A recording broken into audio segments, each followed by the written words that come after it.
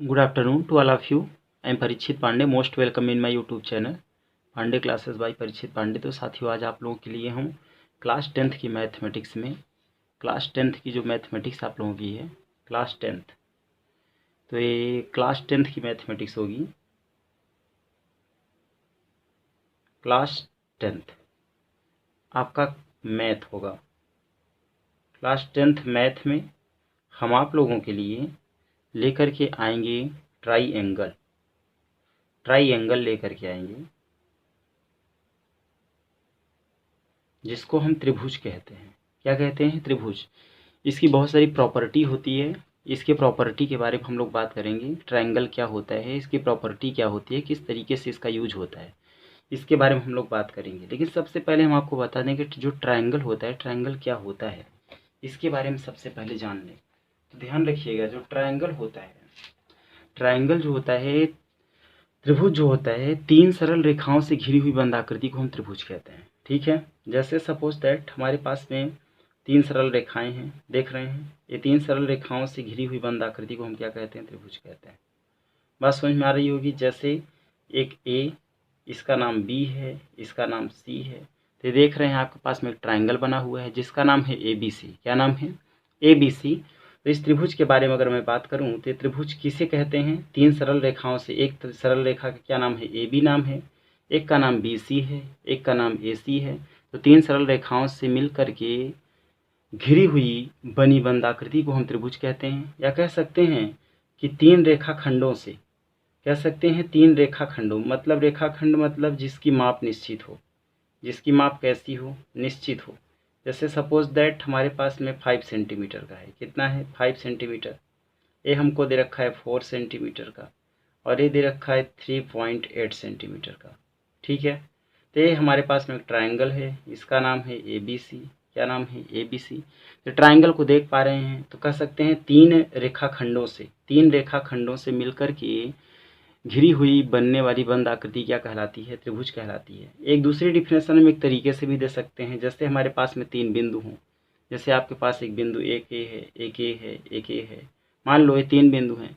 अगर तीनों बिंदुओं को मिला दिया जाए तो तीन बिंदुओं से मिल करके बनने वाली, या तीन बिंदुओं से मिल करके, या तीन बिंदुओं से घिर करके बनने वाली आकृति जो क्लोज्ड हो, बिल्कुल बंद फिगर हो, उसको हम त्रिभुज कहते हैं। तो साथियों, आपको समझ में आ गया होगा कि त्रिभुज किसे कहते हैं। तो तीन सरल रेखाओं से घिरी हुई बंद आकृति को त्रिभुज कहते हैं, या तीन रेखा खंडों से मिलकर बनी हुई आकृति को त्रिभुज कहते हैं, या कह सकते हैं कि तीन बिंदुओं से मिल करके बनने वाली घिरी बंद आकृति को हम त्रिभुज कहते हैं। ठीक है। तो अब चलिए प्रॉपर्टी के बारे में बात कर लेते हैं कि त्रिभुज में क्या क्या होता है। तो ध्यान रखना साथियों, त्रिभुज में तीन कोण होते हैं। देखो ये कोण है, एंगल ए, ये आपका एंगल बी है, ये आपका एंगल सी है। तो त्रिभुज में तीन कोण होते हैं। तीन भुजाएं होती हैं, जिस भुजा में एक भुजा का क्या नाम है? ये साइड है, ये आपका नाम ए बी है। एक का क्या नाम है? बी सी है। तो एक साइड आपका बी सी हो गया। बी सी के बाद में अगर मैं बात करूं तो एक साइड आपका ए सी हो गया। तो ये आपकी साइड हो गई ए बी, बी सी, ए सी। तो आपके पास में तीन भुजाएं होती हैं। ठीक है। तीन भुजाएं होती हैं, तीन कोण होते हैं, इसमें शीर्षलंब भी होते हैं। ठीक है। और तीनों कोणों का जो अंतः कोणों का योग होता है 180 अंश होता है। अंतः कोणों का जो योगफल होता है वो 180 अंश होता है। तो इसके बारे में भी अगर मैं बात करूं तो त्रिभुज के तीनों अंतः कोणों का योग 180 अंश होता है। ठीक है। अगर मैं आगे की ओर बढ़ता हूं तो आगे की ओर जो प्रॉपर्टी हमें मिलती है तो उस पर नज़र डालें तो त्रिभुज में तीन शीर्षलंब होते हैं। जरा देखें, इस पे ऐसे डाल सकते हैं। तो किसी भी त्रिभुज के शीर्ष से सामने की भुजा पर डाला गया लंब शीर्षलंब कहलाता है। किसी भी त्रिभुज के शीर्ष से सामने की भुजा पर डाला गया लंब शीर्षलंब कहलाता है। मान लीजिए इसका नाम डी है। अगर बी से अगर ए सी पर लंब डाल दें तो इसका मान लीजिए इसका नाम ई है। अगर मैं यहाँ से अगर इस पर डाल दूँ तो इस पर लंब ए हो जाएगा, ए एफ हो जाएगा। तो एक का एक परपेंडिकुलर इसका जो हुआ, अर्थात जो शीर्षलंब हुआ इसका, एक का नाम ए डी है, एक का नाम बी ई है, एक का नाम सी एफ है। इसमें तीन आपके शीर्षलंब भी हो गए।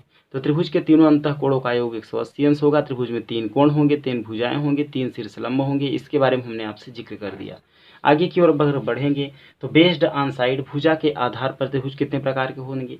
जो त्रिभुज होता है, ध्यान रखिएगा साथियों, जो त्रिभुज होता है हमारे पास में, त्रिभुज, अगर मैं त्रिभुज के बारे में बात करता हूँ तो जो त्रिभुज होता है, अगर भुजा के बारे में, भुजा से संबंधित अगर मैं बात करूं, भुजा से संबंधित, तो जैसे हमारे पास में मान लीजिए त्रिभुज है, ठीक है, जैसे हमारे पास में क्या है, त्रिभुज।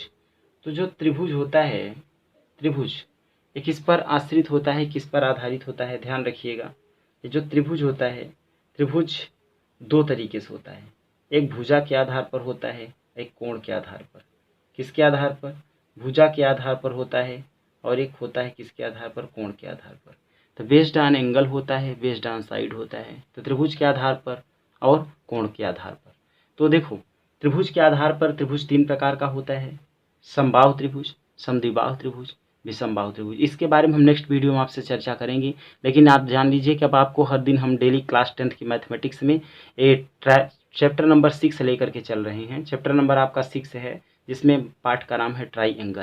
तो इसी से हम बताएंगे कि समरूप त्रिभुज क्या होते हैं, सर्वांगसम त्रिभुज क्या होते हैं, इसकी प्रॉपर्टी क्या होती है, इसके बारे में हम नेक्स्ट वीडियो में चर्चा करेंगे। आज मैं आपको ये बताने के लिए आया हूँ ताकि इससे आपको ये परिचित हो जाए कि वीडियो में हम कंटिन्यूटी दबाएंगे। Thank you to all of you. साथियों, चैनल को हमारे ज़्यादा से ज़्यादा शेयर करें, सब्सक्राइब करें। अगर चैनल पे नए हैं तो चैनल को ज़रूर से ज़रूर सब्सक्राइब करें।